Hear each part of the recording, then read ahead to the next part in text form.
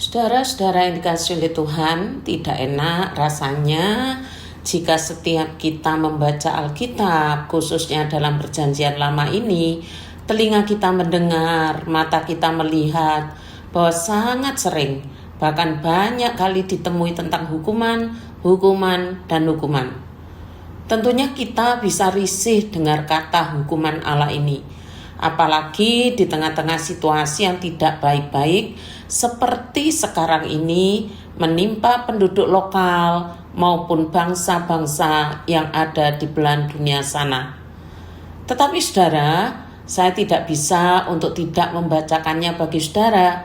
Saya tidak bisa untuk tidak menerangkan bagi saudara. Memang Yesaya 34 ayat 1-17 ini sedang membahas hukuman Tuhan atas bangsa-bangsa di luar umat Allah. Dan yang dijadikan contoh adalah bangsa Edom. Namun begini saudara, ketika di pasal ini Tuhan sedang menunjukkan bagaimana menghukum bangsa-bangsa di luar umat, dan yang dijadikan contoh itu bangsa Edom, bukan berarti umat Allah secara khusus dalam kitab Yesaya ini ya saudara, terus aman-aman saja ketika berdosa. Bukan berarti Allah diam ketika umatnya terus-menerus berdosa. Dan ketika diperingatkan malah makin menjadi-jadi berdosanya. Allah tidak pernah mendiamkannya. Tidak pernah loh saudara ya. Kalau kita perhatikan sebenarnya bagian pertama kitab Yesaya ini dari pasal 1-39 itu berasal dari zaman ketika Yehuda kerajaan selatan diancam oleh Asyur, negara tetangga yang sangat kuat. Yesaya menyadari bahwa yang sesungguhnya mengancam kehidupan Yehuda bukanlah kekuatan Asyur, tetapi dosa bangsa Yehuda sendiri karena bangsa itu tidak taat dan kurang percaya kepada Allah. Persoalannya di situ saudara, baik dengan kata-kata maupun dengan perbuatan, Nabi Yesaya mendorong rakyat serta para pemimpin mereka untuk hidup menurut kehendak Allah dan berlaku adil. Ini mengingatkan bahwa umat Allah akan celaka dan binasa kalau tidak mau mendengarkan Tuhan. Yesaya juga meramalkan perdamaian dunia dengan kedatangan seorang keturunan Daud yang akan menjadi raja yang diidam-idamkan. Nah sekarang kita kembali pada Yesaya pasal 34 ini. Apa maksud Tuhan dengan mengajarkan kepada kita hari ini melalui saat teduh kita? Yesaya pasal 34. Ya saudara, sebenarnya Allah hendak mengajarkan kepada kita bahwa Allah yang kita sembah, Allah yang kita puja, Allah yang kepadanya kita puji dan berbakti adalah Allah semesta alam. Allah yang berdaulat atas semua ciptaannya dan berkuasa atas segalanya. Walaupun bangsa-bangsa itu mengklaim tidak pernah mempercayai Allah semesta alam ini, Allah tidak memerlukan pengakuan manusia. Melalui pasal ini, sekalipun bangsa-bangsa itu tidak percaya, Allah berdaulat menghukum mereka. Apalagi saudara dituliskan di ayat 2 demikian. Sebab Tuhan murka atas segala bangsa dan geram terhadap segenap tentara mereka.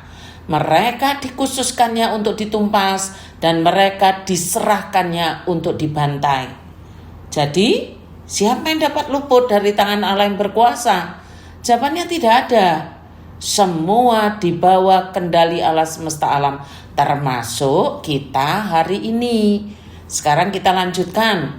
Mengapa Edom yang dijadikan contoh sebagai bangsa-bangsa yang mengalami penghakiman Allah? Adakah alasan dibalik penghakiman dan penghukuman itu? Jawabannya ada saudara. Ayat 5 ditulis begini. Di sini Edom seperti Moab sebelumnya adalah simbol dari semua bangsa yang sombong yang memberontak melawan Allah. Di sisi lain, walaupun Edom ini keturunan Esau, masih saudaraan dengan Yakub yang melahirkan bangsa Israel, ternyata Edom ini menempatkan diri sebagai musuh bebuyutan bagi bangsa Israel, bahkan selalu mengharapkan bangsa Israel hancur dan musnah. Karena itu Edom selalu bersikap jahat. Karena jahatnya itu disebut Edomis. Kejahatan Edomis lainnya adalah pola pikir yang sekuler, kata-kata dan tingkah laku setiap orang atau setiap bangsa yang hanya mementingkan kesenangan.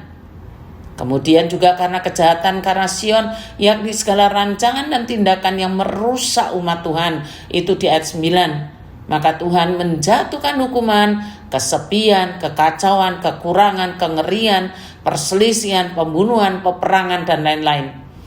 Dan yang menyedihkan lagi ialah bahwa Tuhan menjatuhkan hukuman eskatologis, yaitu hukuman kekal pada hari penghakiman. Hukuman ini berdasar pada firman Tuhan yang berkuasa, tidak berubah, tidak gagal, dan kekal. Tidak dapat ditunda pemberlakuannya.